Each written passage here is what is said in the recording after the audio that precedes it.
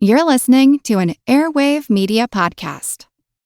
Welcome to From Beneath the Hollywood Sign. If you love old movies, Hollywood history, or the golden age of filmmaking, you've come to the right place. This is the podcast that talks about amazing stories of Tinseltown from another era and fascinating conversations with writer-producer Steve Cubine and actress-writer Nan McNamara. So, Steve, did Ava Gardner and Howard Hughes have a good relationship? Well, they did until he dislocated her jaw. What? Well, don't worry. She hit him back with an ashtray. From Beneath the Hollywood Sign is the gin joint for you. Recorded in Chicago, Illinois, with your hosts, Ken, Matt, Neal, and Jeff. This is Triviality.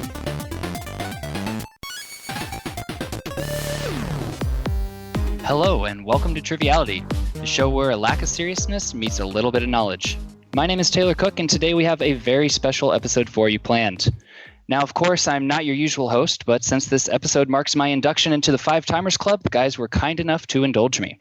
Speaking of the guys, it looks like we have a full house this evening, so let's introduce them now.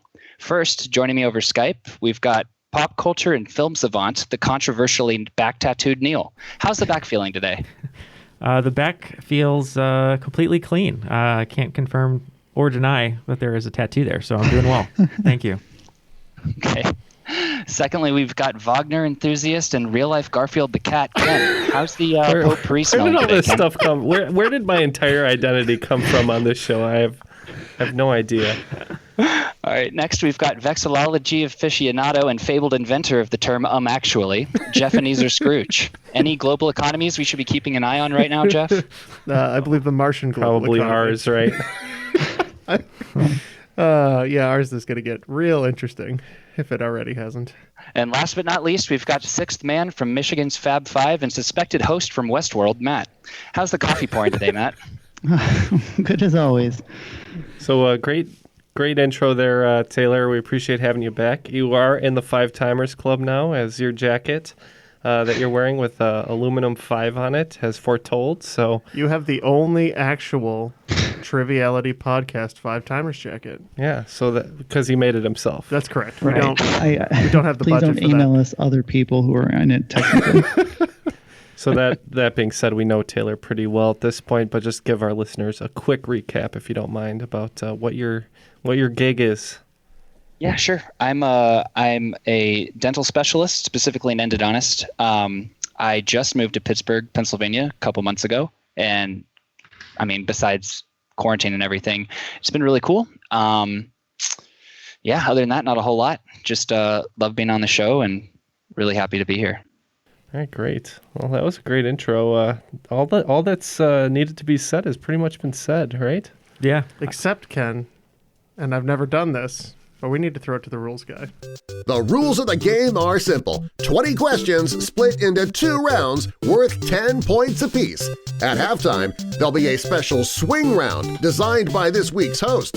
After regulation, players will enter the final round with the points that they've accumulated and will have a chance to wager 0 to 30 points on 5 categorized questions. At the end of the game, someone will be named the cream of the crop. The cream will rise to the top. Oh, yeah.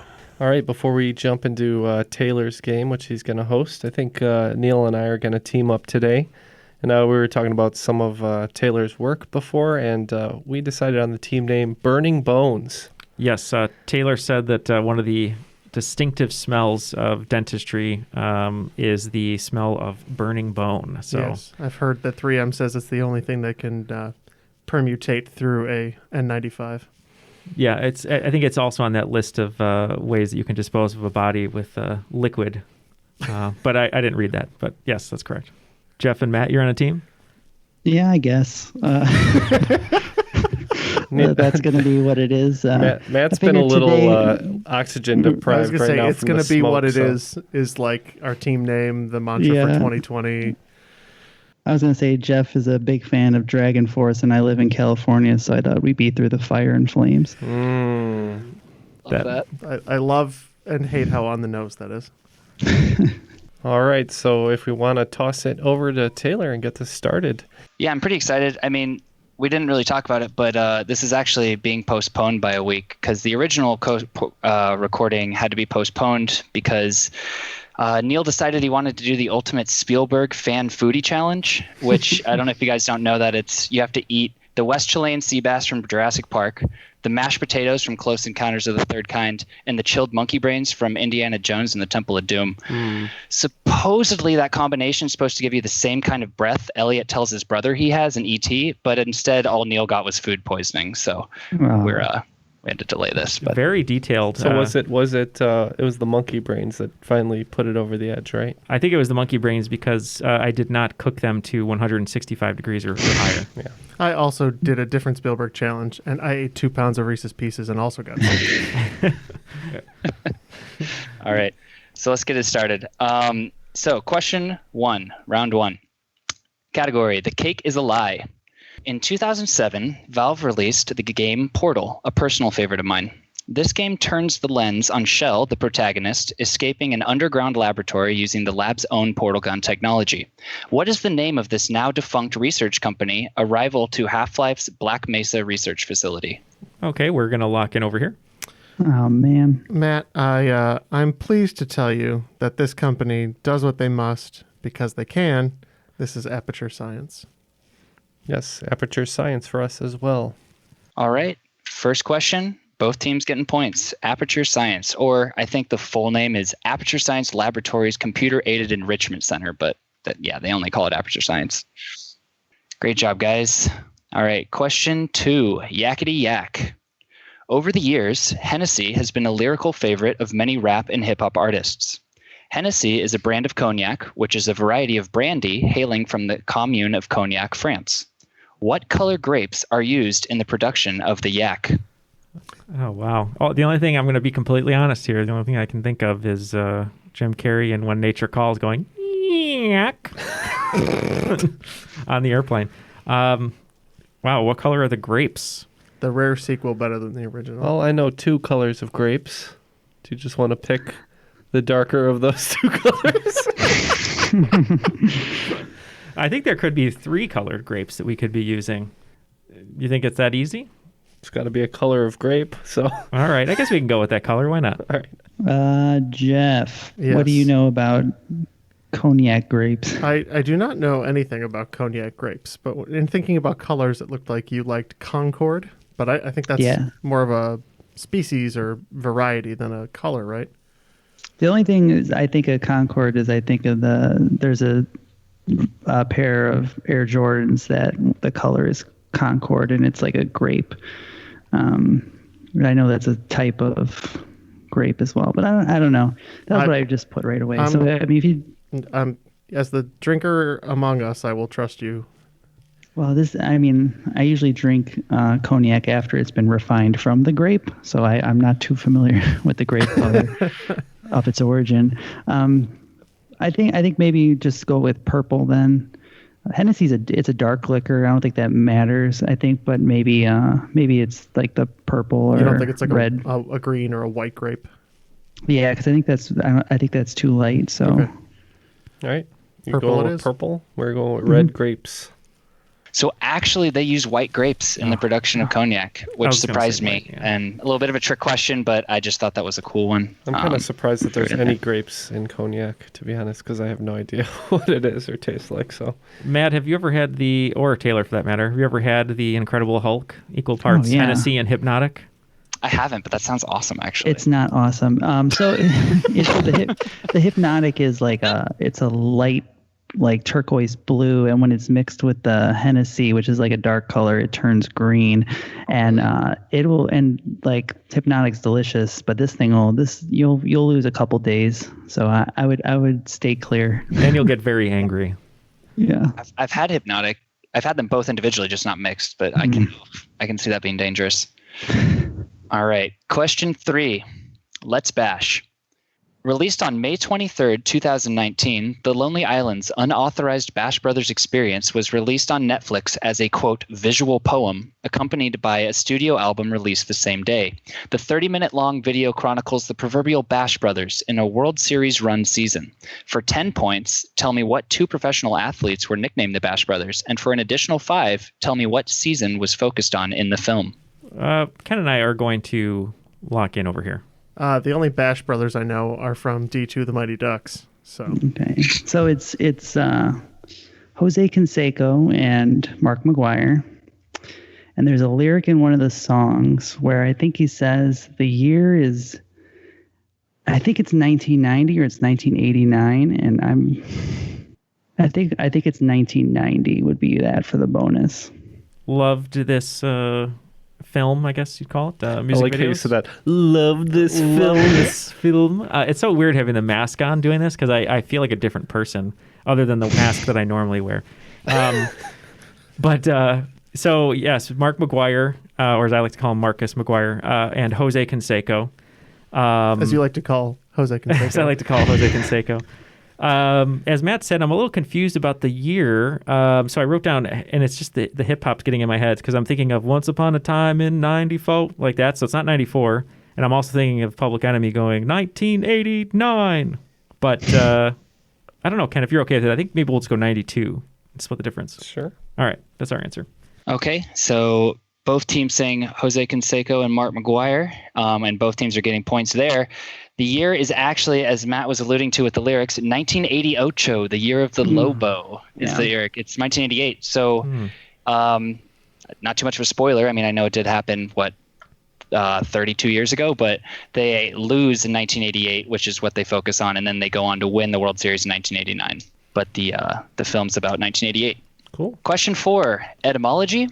Now considered to be an antiquated term, quote, third world countries have been colloquially considered to be countries that are impoverished or underdeveloped, mostly by Western standards. Developed during the Cold War, what does the term actually consider to be the defining characteristic to set apart countries considered first and second world from third world countries? Okay, we will go ahead and lock in kind of with a guess here. I kind of remember hearing this in my, in my studies many, many years ago, but Lord knows I can't remember. When you were backpacking across Europe and sure, yeah, writing Sun Also Rises at French cafes. That was me, yeah. I was trying to think. So when you think of underdeveloped or developing countries, you think of, I think the worst ones tend to be ones that are politically unstable. Mm-hmm. And then you have industrializing, more stable countries, and then you have your well-established industrialized democracies tend to be what you'd consider first world. Does that sound about right? Yeah. I texted you industrialized because I think that's a catch-all whether a nation is either industrialized or it's not, regarding kind of all of those buckets. It's kind of a catch-all term. Does that make sense? Or yeah, I like that. Okay, so we're going to lock in with industrialized. Matt coming to us live from the air vents at Nakatomi Plaza. Listen, my furniture is coming next week, I swear. Yeah, Matt just moved, so he's sitting in an empty room. Eating Chinese food out of the box. That is incorrect. I'm actually standing over my sink because I don't have any chairs or tables. That sounds comfortable. That sounds bleak. I have an air mattress, though, so things are going well. Yeah, much better. It's like the divorced dad's starter pack. With my hot dogs thawing in the kitchen sink. Neal's dying here. I was going to cut that because Neal loved it so much. I'll leave it in, I think. We're going with form of government. Okay.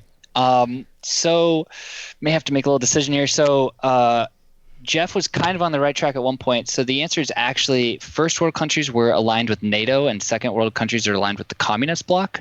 So if you're not aligned with either of those, you're considered third world. So it's more of a political thing. Points. So no points. Yeah, so I'm not going to give it to the industrialized, but I'm kind of on the fence about the government thing, but I feel like since it's not as no, because it's about politics. It was just allyship. Yeah. So Taylor, according to your research, correct me if I'm wrong, but Mark McGuire from the previous question, he was underdeveloped. Is that correct? He was overdeveloped, but at once was underdeveloped before he was industrialized. Yes. Okay. All right. Question 5. Maybe it's something in the water. Receiving a staggering 22% on Rotten Tomatoes, 2008 film Semi-Pro was not Will Ferrell's best received movie. However, I think it had some pretty standout scenes. One of my favorites is when owner, head coach, starting power forward, and pregame announcer Jackie Moon of the Flint Tropics claims he's never thrown up in his life. As a response, point guard Ed Monix asks him if he's ever been punched in the jejunum, and then proceeds to punch him, causing Jackie to throw up in Ed's face. The jejunum is the middle section of the small intestine. What are the other two sections called? We can lock in. Also, I think that movie is underrated. I think it's really funny. Agreed. I've actually never seen this one. I don't know. Other parts That of would be a podcast first. I know. All right, so you're locked in, Jeff? Yeah, I'll confirm with Matt, but I'm pretty sure I got it. jejunum. I don't have anything to Okay, then offer. we're good. So All right, so I think one of them comes into play because it was a answer in a previous game, and it's duodenum. Oh, yes, the duodenum, yes. But I don't know what the third one is. Let's see, the duodenum, the Jejunum. jejunum, And the duodenum, jejunum, and I'm just trying to think of if I had an ailment in this area, which is very possible. I was trying to see what I would have Googled. what did you blow out when you had food poisoning? Probably lots of things. The perineum, the pudendal nerve, the, I don't know. Jesus. I don't know. All I know is that I haven't spent enough time on the pelvic floor dancing because it's very weak. I don't know. The duodenum I like, and then how about the? It's incorrect.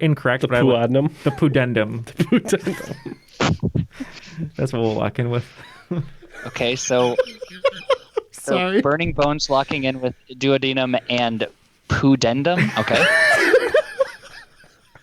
It's a real thing, I think. I'm happy we got duodenum. I'm going to go with duodenum now, even though I didn't know how to pronounce that 2 seconds ago. And I believe the other one is the ilium? That is correct. The ilium is the other one. So Through the Fire and the Flames getting 10 points. And at the half round marker, Burning Bones coming in with 20 points, and Through the Fire and the Flames at 30. When Neal was having his bowel issues last year, it was the ilium in the Odyssey. It was. The toilet was my siren just calling me. Oh. Okay, now that the poo joke's out of the way. You can't promise that. No, it's gonna keep happening. I already know. Just like when Neal was having his issue. It never stops. It doesn't until you're all out. All right, question 6, please. Question 6. Capital T that rhymes with P that stands for pool. If you transpose 2 letters in the name of the deepest lake in the United States, you'll get the name of this town, which is the only town in Iowa west of the Missouri River. Unsurprisingly, the lake is also west of the Missouri River since it's located in Oregon. All right, we are going to lock in with just a quick guess here because this is a little difficult for us, and I don't really know any Oregon lakes. So, all right, Matt. My thinking here is that the lake in question is Crater Lake. Yep. And that one I do know. The only thing I could come up with when I changed the letters around was maybe Carter, Iowa.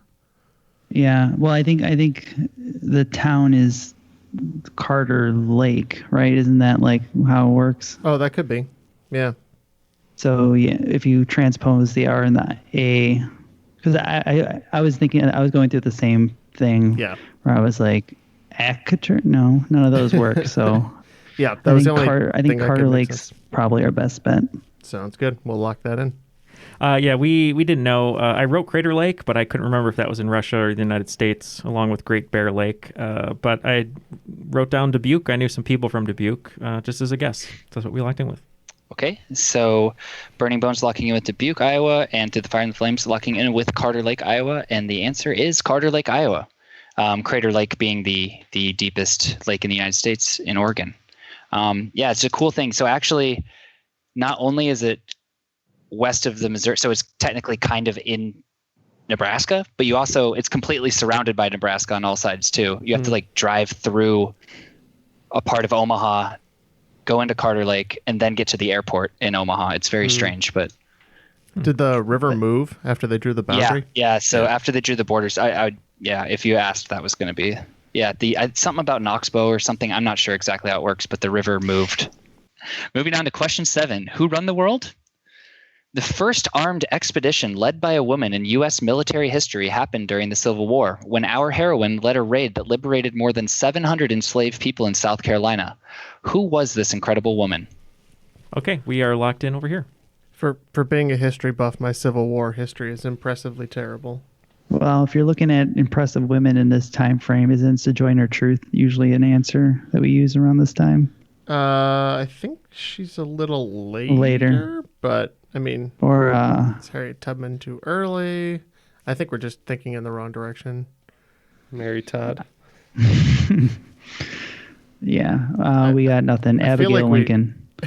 I looked at Ken. We had the same thought. I believe this is what they chronicled in Cynthia Erivo's Harriet. So we went Harriet Tubman. Burning Bones going with Harriet Tubman, and Through the Fire and the Flames going with Abigail Lincoln. And the correct answer is Abigail Lincoln. The correct answer is Harriet Tubman. Good job, Burning Bones. You guys mentioned her, but yeah. No, it's such a cool story, though. Like, if you read about it, it's pretty incredible. She basically turned into a spy for the Union and was kind of like setting this whole thing up behind the scenes, because she was like 5 foot tall and no one ever paid attention to her. She'd just dress up and. So you're saying she was Harriet the Spy? I was going to say the Michelle Trachtenberg reimagining was terrible. We can move on. Okay. As you wish. That's the category and also a response to what you just said. According to Wallace Shawn, on the topic of wagers involving iocane powder, the most famous classic plunder is never to get involved in the land war in Asia, but only slightly less well known is this: never go in against a blank when blank is on the line. Fill in the blanks. I have recently seen this film, Matt. We can lock in. Blank. Let me worry about blank. All right, so these boys are locked in over here. I believe it's Sicilian and death, right? Never go against a Sicilian when death is on the line. That sounds right. That's what I'm pretty sure that's what it is. Okay, I haven't seen it in a while, but I was about to watch the Zoom rereading they did with most of the cast. So, when life is on the line, death is on the line. I think it's death. All right, we're good with Sicilian and death. I'm guessing he too is probably also surprise right-handed. But yeah, it's never go up against a Sicilian when death is on the line. All right, points all around. I just love that whole scene. Is so incredible. Well, the whole movie is, but I'm really glad you guys saw it for the first time literally like 3 weeks ago. Did you enjoy it? Really? Yeah, it was not what I expected. All right. Question 9. Protein. Although roughly 500 amino acids occur naturally, there are 20 commonly recognized due to their presence in our genetic code. Structurally, amino acids consist of an amino group at one end and a carboxyl group on the other. But what distinguishes them is their specific side chains, also called R groups. These R groups can range from very simple to very complex chemically, but all of them must contain at least one of which element? All right, we have an almost pure guess here, but we're going to lock in. It's just a little less than a pure guess. Okay, Jeff, do your thing. Tell me a science. I would love to tell you a science, except I don't remember chemistry that well from that long ago. But carbon is your go-to because that's one of the building blocks of life. But do you think it might be nitrogen? I don't think anything on this topic. I think my gut says nitrogen. Could be wrong, but I'm good with it. Okay, let's go with your gut. Nitrogen it is. And we're going with carbon for the reason that you said.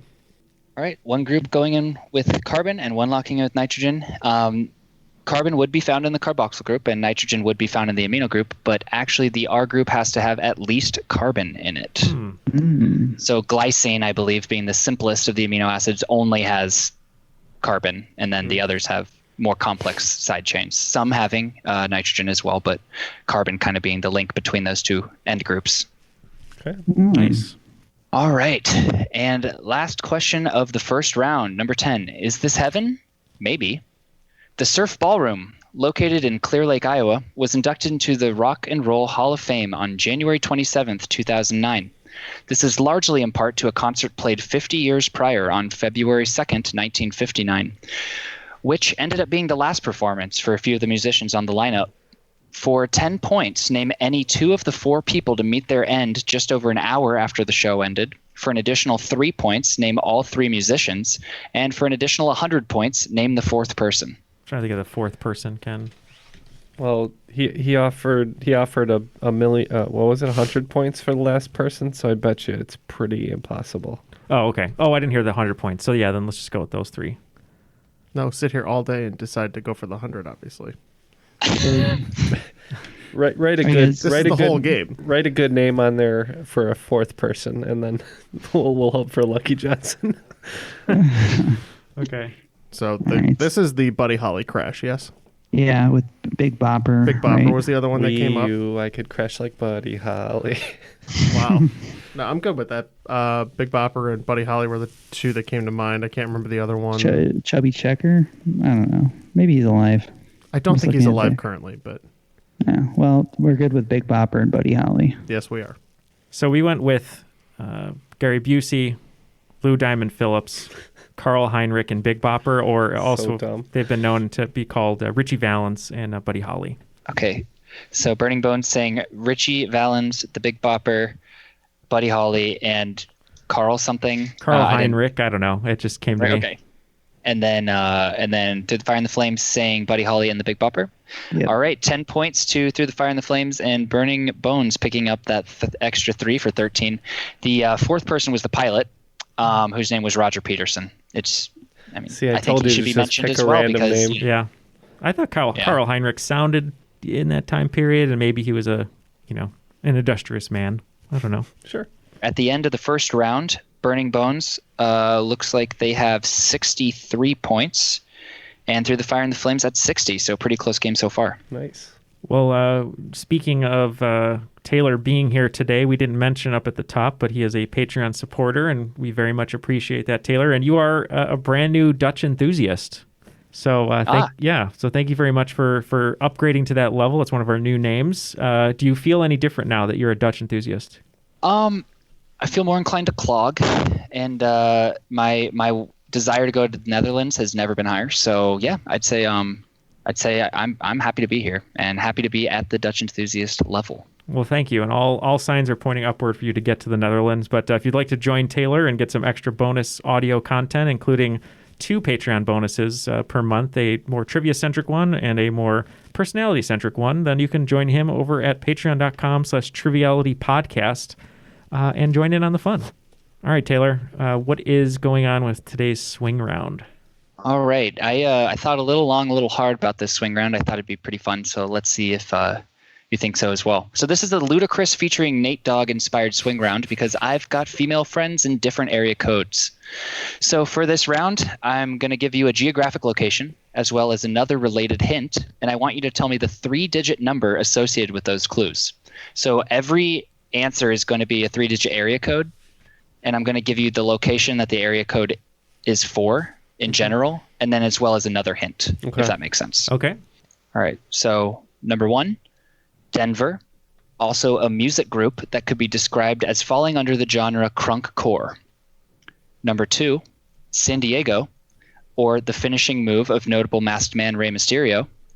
Number 3, Chicago, or the name given to the flagship beer of Goose Island Beer Company. Number 4, Denver, partial name of a, quote, premier high-end all-media entertainment conglomerate started with the money gained in a settlement after one of the founders was hit by a Lexus. Number 5, Hawaii, an electronic drum machine released in the 1980s, as well as a partial title of Kanye West's 2008 studio album. Number 6, Cupertino, California, or the last 3 digits in J.G. Wentworth's phone number. Number 7, Michigan, or the studio responsible for such video game classics as Twisted Metal and Cool Borders. Number 8, Ottawa, Canada, or often referred to simply as the Monitor, this character from the Halo series was first introduced on a level named after himself, as well as the same level that introduced the Flood. Number 9, Mississippi, or Who Am I? The last 3 digits of Jean Valjean's prisoner number in Les Miserables. Number 10, North Carolina, or the additive conversion between Celsius and Kelvin. And a little bonus one, number 11. Geographically, the largest area code in North America, but least population dense, this area covers 3 territories in the Arctic north of Canada: Northwest Territories, Nunavut, and Yukon. However, one resident must have received thousands of calls after her number was made famous. Poor Jenny. All right, we are going to discuss, and we'll be right back. Well, both teams are back from deliberation, and so we'll quickly run through each one of those one at a time and give me the answers you came up with. So, question 1, Denver, or a music group that could be described as falling under the genre crunkcore. Yep. Sadly, I know this because of the crunkcore band mostly, but also I used to call Denver for my job, and it's 303. Yeah, and I am not sad about it. I know it from the crunkcore band. It's 303. All right, both teams are correct. 303. What happened to crunkcore, Matt? What I happened mean, it's still to Broken alive, Side? I would say. Oh, I think it mostly became mumblecore, and then they started adding metal guitars to it. So What happened to Breathe Carolina? Breathe Carolina? Is that the... They actually make just electronic music now, and they're actually really big in the scene. Hey, there you go. You can make it as long as you change everything about yourself. Improvise, adapt, overcome. All right. So, number 2, San Diego, or the finishing move of notable masked man Rey Mysterio. We went with the 619. Yeah, his son actually just hit this move at a recent pay-per-view. I believe it's 619. All right, both teams with a Booyaka Booyaka 619. Both teams are correct. All right, number 3, Chicago, or the name given to the flagship beer of Goose Island Beer Company. Figured this one might be a little on the nose for the group, but... On the beak, you mean? On the Yes. bill, 312. Yep, it'd be pretty hard for us to miss. It's all over the place. 312. Great beer. 312 is correct. All right, number 4, Denver, partial name for a, quote, premium high-end all-media entertainment conglomerate, started with the money gained in a settlement after one of the founders was hit by a Lexus. You got to do the impression of the song. I don't remember. Entertainment 720, where dreams come, they come true. Yep. We also made our money the old-fashioned way, and we said 720. Both teams are 720. Both teams correct. All right. Question 5, Hawaii, or an electronic drum machine released in the 1980s, as well as a partial title of Kanye West's 2008 studio album. Yep, a lot of famous beats made on this machine, used for 808s and heartbreaks. We went 808. Shout out to Kesha. Don't know her personally. Don't imagine she listens to the show, but this is where I found out about the Roland 808. So we said 808. 808 is correct. She might listen to the show. You never know. What are we on? Number 6, Cupertino, California, or the last 3 digits in J.G. Wentworth's phone number. Yep, we believe J.G. Wentworth is 877 cash now, so we transpose now into 669. Yes, we did the same, sang the song, got over it, and then said 669. All right, 669 is correct. And for any of those younger listeners out there who've only had touchscreen phones their entire lives, at one point, every number corresponded with 3 letters or 4, and that's how you get the answer to this question. Number 7, Michigan, or the studio responsible for such video game classics as Twisted Metal and Cool Borders. Yep, this is about where we fall off with our correct answers. So we said 212. Yeah, this is one that I remember strictly from playing PlayStation demos in around the year 2000. I believe it's 989. And 989 Studios is correct. Next one giving at least one team a little bit of trouble, so we'll see how that plays out. Ottawa, Canada, or often referred to simply as the Monitor, this character from the Halo series was first introduced on a level named after himself, as well as the same level that introduced the Flood. Yeah, we had no idea here, and we just said 606. Yep, never played a Halo game myself. I just went with the area code where I'm at now and said 310. Okay, unfortunately no points here. Ken mentioned earlier this being his favorite or the best level in any of the Halo games. It was definitely my favorite, and that would be 343 Guilty Spark. Or just 343. Yeah. Spark. Question 9, Mississippi, or Who Am I? The last 3 digits of Jean Valjean's prisoner number in Les Miserables. Matt had a pretty interesting way of coming to this question. Why don't you talk us through that, Matt? Oh, I mean, the only way I know this is that Sideshow Bob is the same prisoner number, and his prisoner number was 24601, so he said 601. Wow, I didn't know that. Yeah, 24601. So he's 601. Yep. 601 is correct. When he got that Game Day 989 Studios, I was like, no one's going to get this. And then he gets that, and then he's like, oh yeah, Sideshow Bob. And I'm like, what is happening? Matt's a freak. We've come to learn that Matt's a freak. If it can be freak. tangentially related to The Simpsons, I have a shot at it. Which almost everything is. Yeah. It's just like Neal's that's got the film, wealth of Matt's got The Simpsons. All right, question 10. North Carolina, or the additive conversion between Celsius and Kelvin. Yeah, we really didn't know, so we guessed 221.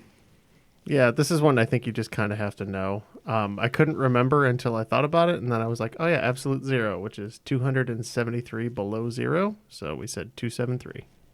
All right, Through the Fire and the Flames picking up 5 points, and unfortunately, Burning Bones is off by about 52 there.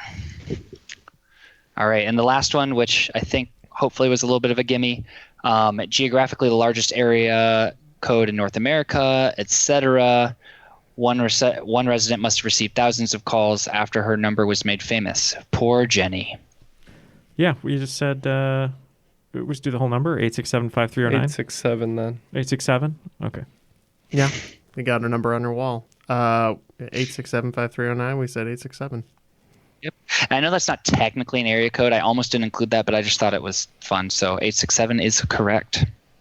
So with 5 points apiece, looks like Through the Fire and the Flames picking up 50 points. Good job, and fellas. Burning Bones picking up 40, bringing our after the swing round totals to 103 on the Burning Bones and 110 for Through the Fire and the Flames. That is correct.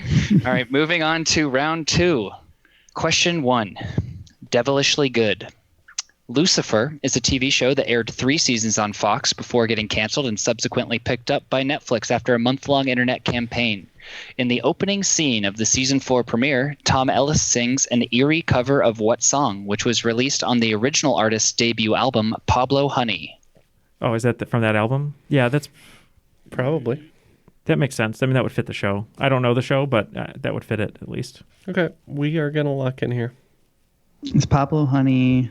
Is that the Radiohead album, or is it REM? I don't know why I get those two mixed up. They sound so similar. I know I should know it, but I can't place it.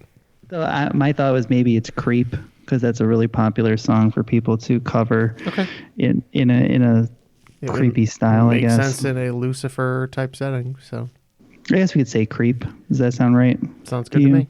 And we too said Creep. All right, and that would be Creep by Radiohead. Both teams picking up points. What if I was Lucifer? What would be the difference? I would think you'd have less stomach issues. Yeah, that's true. Or maybe that's how his bathroom. It's just liquid fire all the time. It's just that's where my acid reflux comes from. Maybe it's just like, hey guys, Lucifer here. I'm just trying to start a podcast. Just trying to spread the word. Try to spread I think the bad Lucifer word. would definitely have a podcast, to be honest. All right, question 2. White Girl Wasted. All we're going to do here is an analogy. You may know the phrase, ain't no laws when you're drinking claws, as popularized by YouTuber Trevor Wallace during the summer of 2019. If claws in the phrase is a reference to the hard seltzer company White Claw, then please complete the following analogy. Ain't no rulies when you're drinking blank. Note, I've been trying to popularize this phrase for well over a year now, so feel free to use it whenever you'd like. Ain't no rulies? Oh, we can lock in. Done. I got a fridge full of them. Oh, can you spell that? I think it's more about how it sounds. He's saying rules, but he's saying it funny, so it matches whatever this is. Ain't no rulies.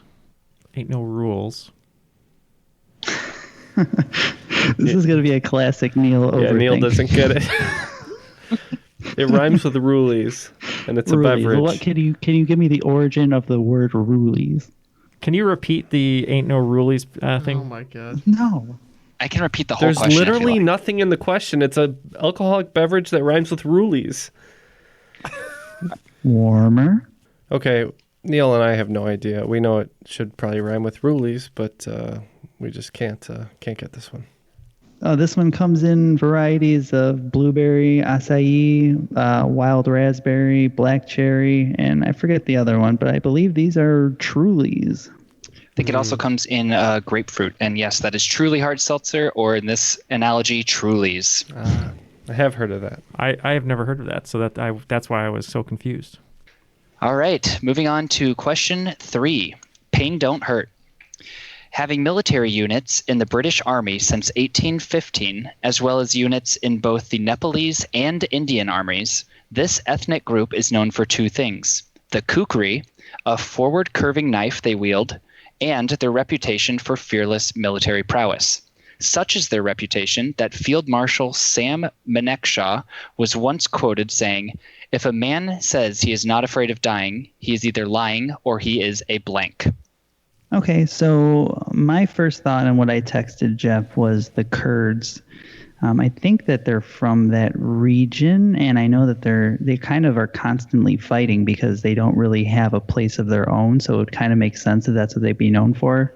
What do you think, Jeff? Kurdish. Yeah, I'm okay with that. I don't know any better, and you're in the right region, so I'm good to lock it in.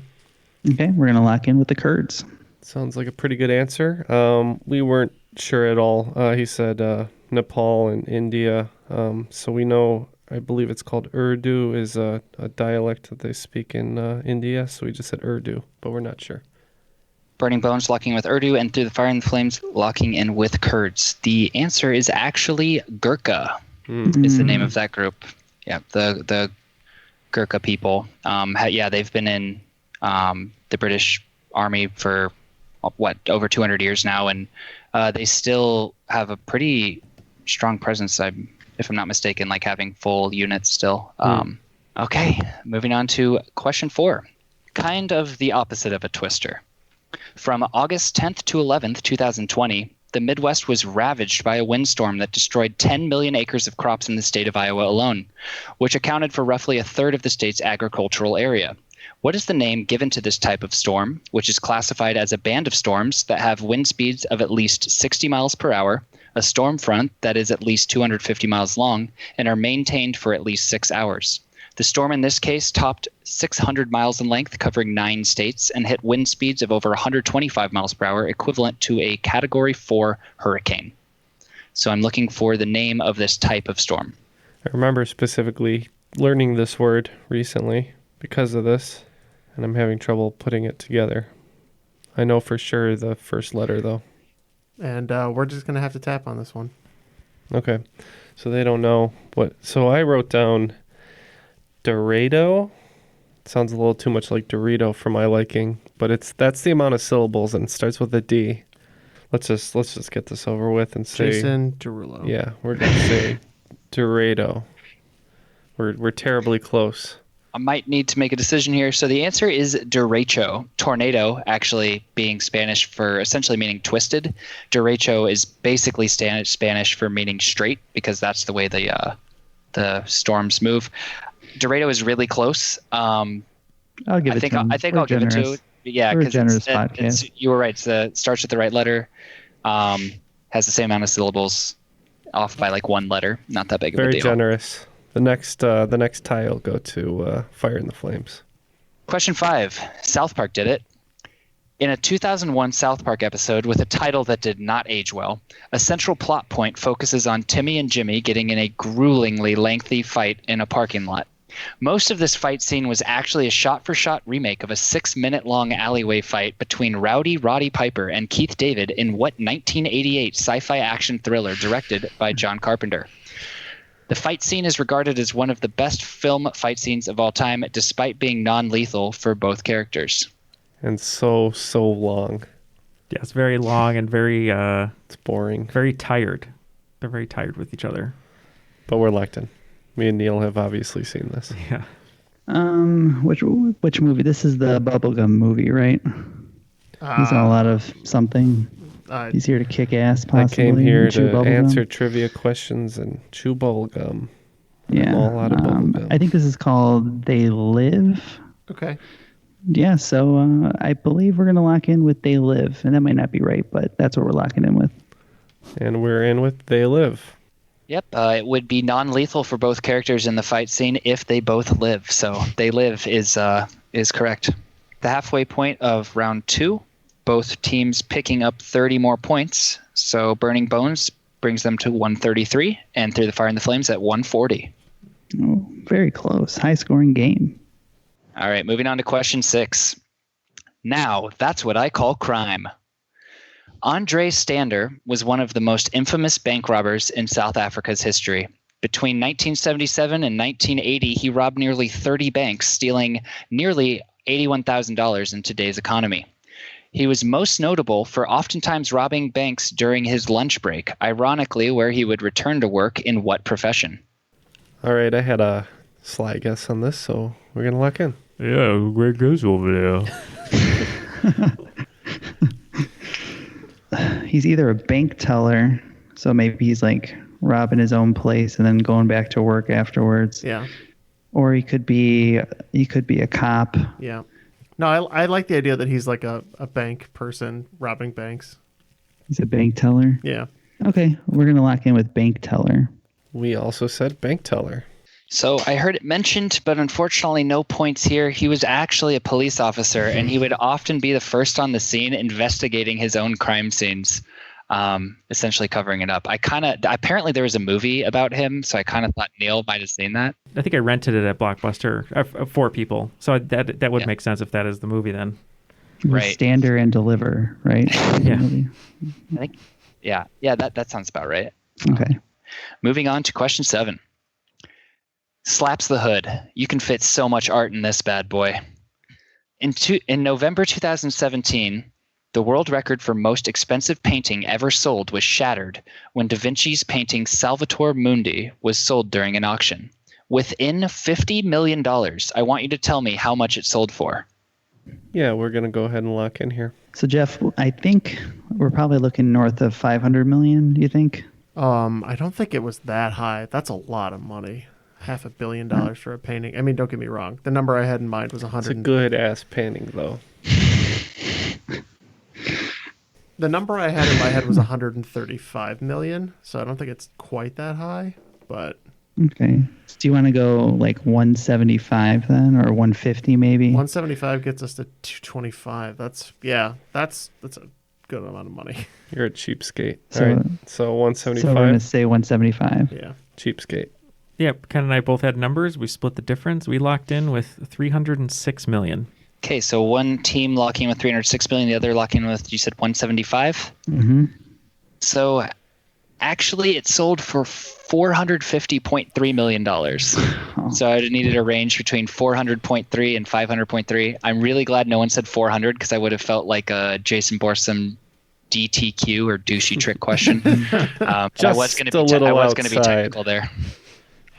Nearly half Jeff's a billion Jeff's dollars. got shallow pockets. Jeff is the Pawn Stars of art dealers.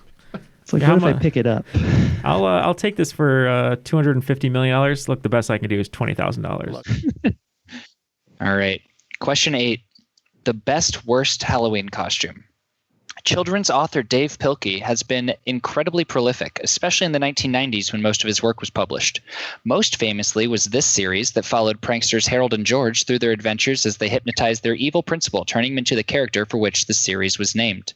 The books haven't all had a clean sheet, however, having been reported by the American Library Association to be the most frequently challenged books in 2012, and explicitly banned in some schools due to them, quote, encouraging children to disobey authority. What is this book series? I think we're good to lock in. But speaking of Halloween, you guys see that trailer for that Adam Sandler Halloween movie? That's Oh yeah, Not coming good. on Hubie Netflix. Halloween or whatever. Yeah, see, the man turns in the best performance of his lifetime. You deny him the dignity of a nomination, and now he's doing voices again. He said if I don't get nominated for an Oscar, I'm going to make the worst movie I've ever made. That's what he said. And But he already made Jack and Jill.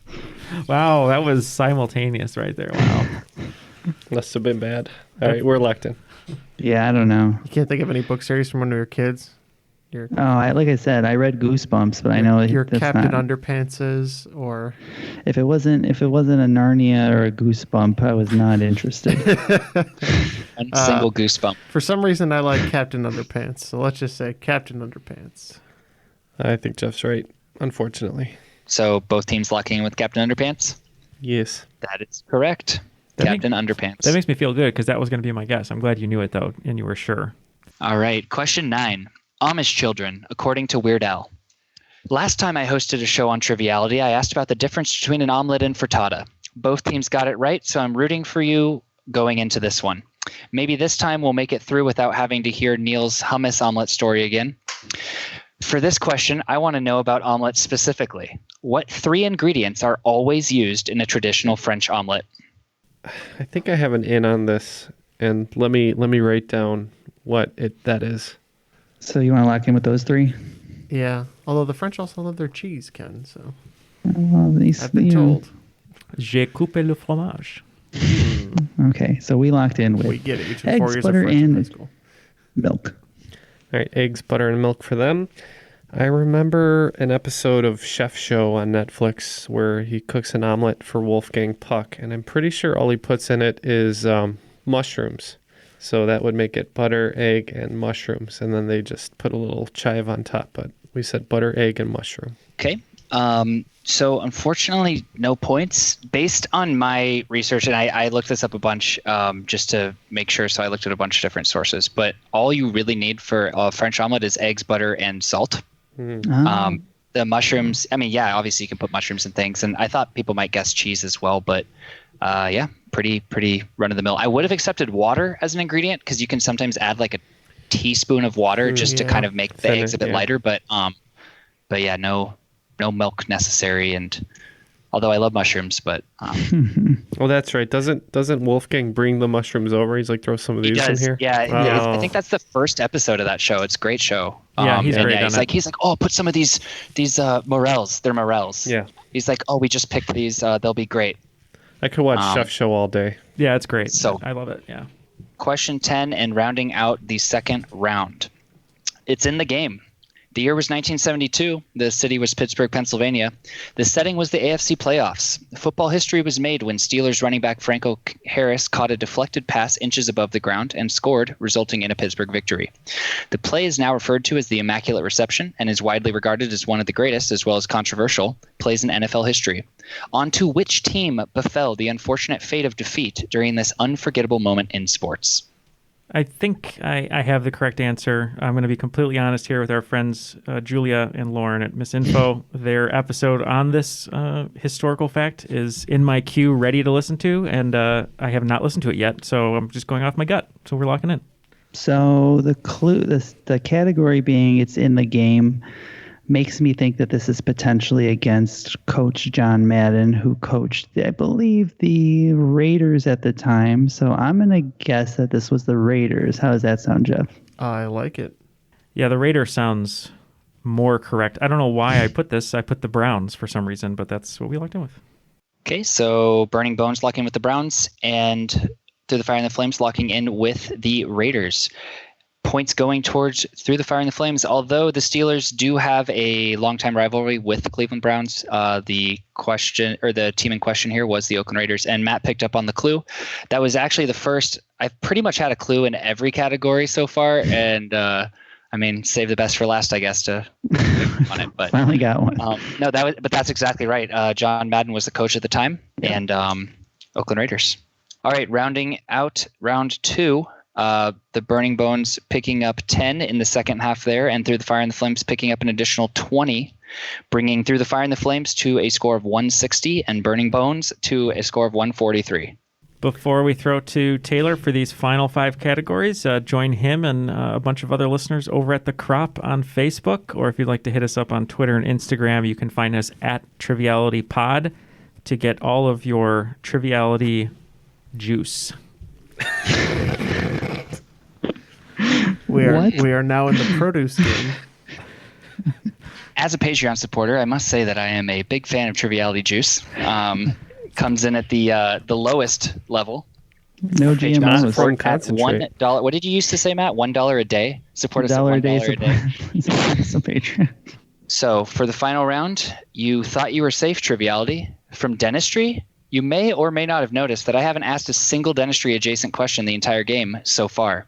That's just because I was saving the crest for last. So power up those water picks and call your hygienist, because we're going straight dental on this one. By the end, your gums might be bleeding, but that's probably just your fault for not flossing enough. All right. So for the question categories, question 1 will be Suddenly Seymour, the musical and movie. Question 2 will be You're My Hero, Charlie Day. Question 3, Playing Jazz in People's Mouths. Question 4, Punchy Teethy. And question 5, Endodontics. I like these callbacks. This makes me very happy. I feel very nostalgic for the early days of our show where we thought Punchy Teethy was a good episode title. It was the best. Still my favorite episode title. All the wagers are locked in, so everybody's going 20 all the way down. So let's get the questions. All right.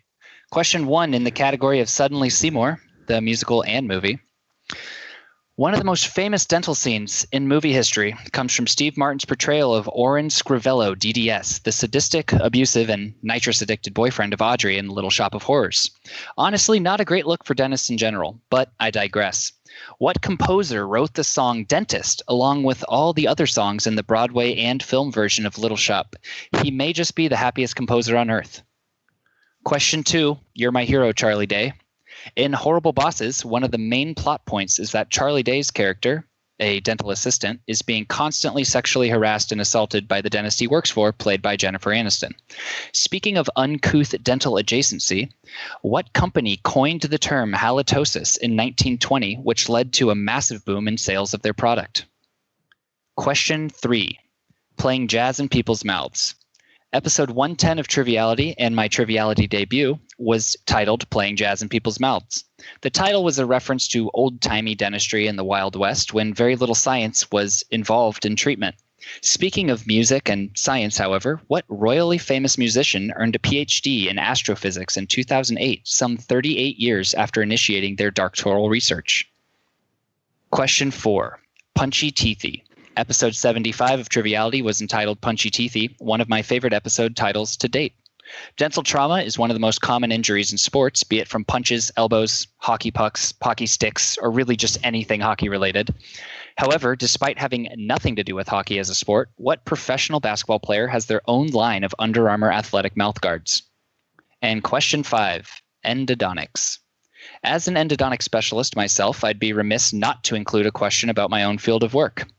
What term can be generally defined as a soft, wet, shapeless mass of material is also used to describe the vascular, lymphatic, and nervous supply to a tooth?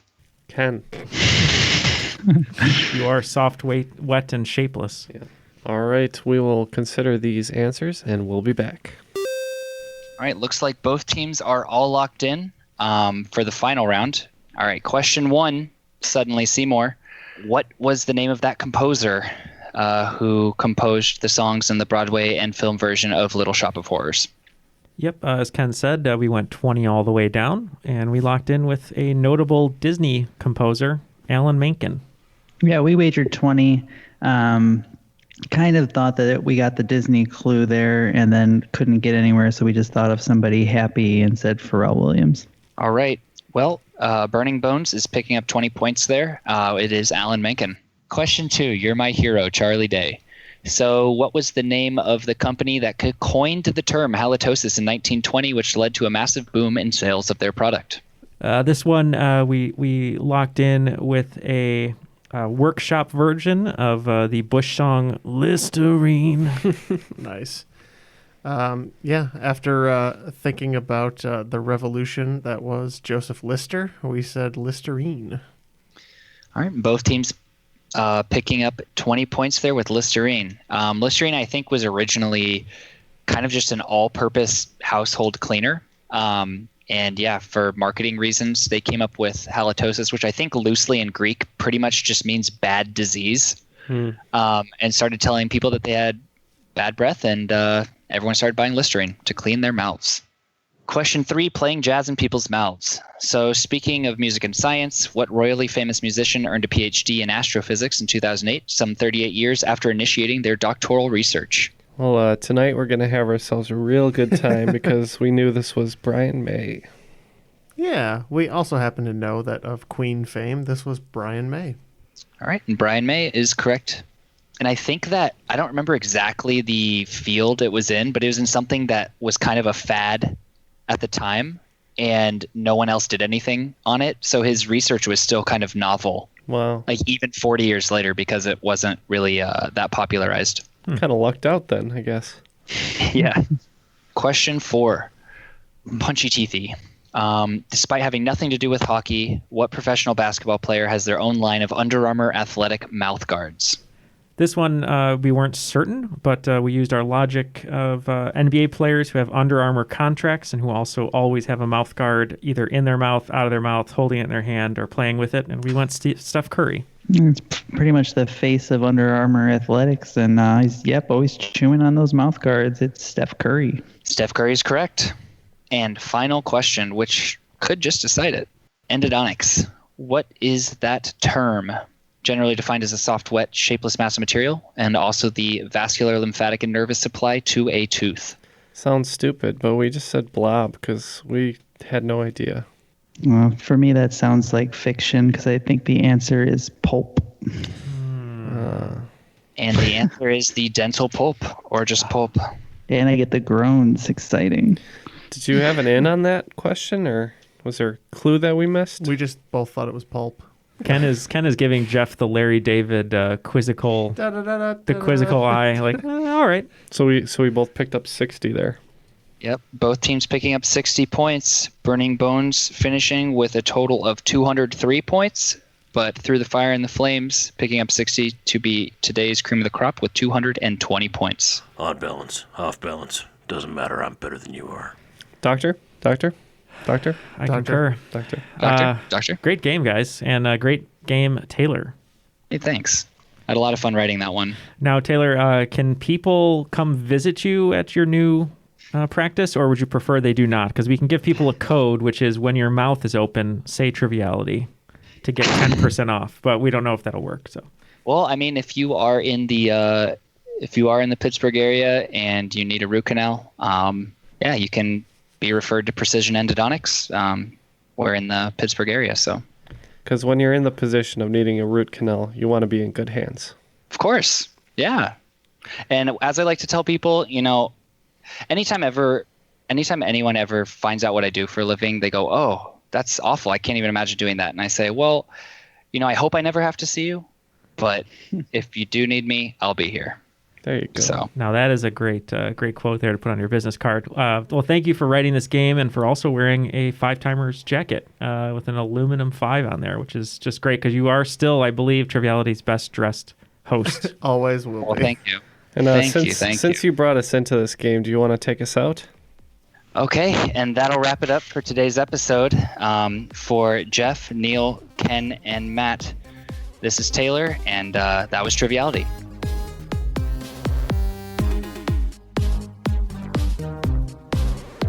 JG went with cash now. I don't know. It'd be so great if he was the spokesperson. Dasher, Dancer, Prancer, Vixen.